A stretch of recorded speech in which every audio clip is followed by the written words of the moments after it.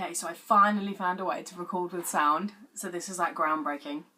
I thought I'd just do a little video on interning because a lot of time I get asked about how I got into it, and it is all just about building contacts, because as soon as you've got a contact in a company, like a friendly one or someone that likes you,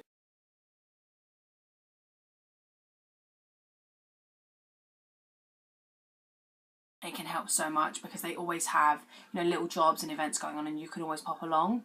And if it is a company that you want to work with, it's a lot easier for you to get in if they know your personality, they know what you're capable of. Because I just think about the amount of applications that these, you know, big companies are getting.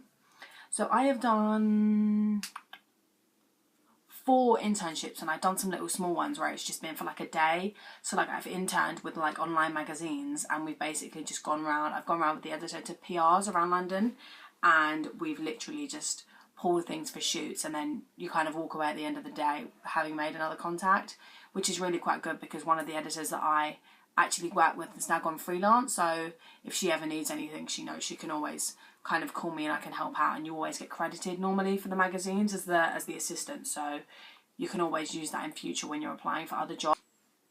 I definitely recommend interning to people. I feel like a lot of people are quite worried because most of them are unpaid, or that they just don't like the thought of like basically volunteering, but I think it's ridiculously worth it. I'm gonna do next. So I was looking at apprenticeships, but I just feel like there's a lot more opportunities for internships, and like, not being funny, I don't want to go back to college. Like, it was bad enough first time.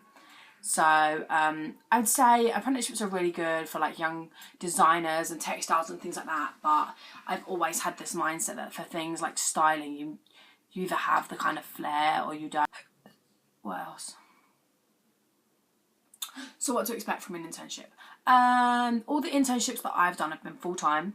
So it's Monday to Friday, normally 9 to 5. Most of them pay expenses, which I think is, obviously it's not amazing, but it's making sure that you're not out of pocket. So my tips.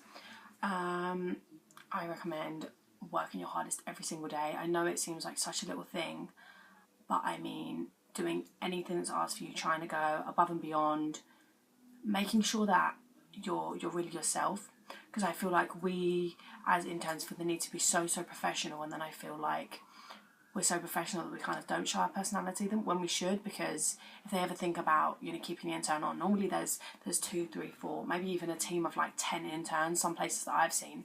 So you want to be the one that's, you know, made your boss laugh, or you've just done something creative that sets you apart from everyone else. So where can you look for internships? There are so many places.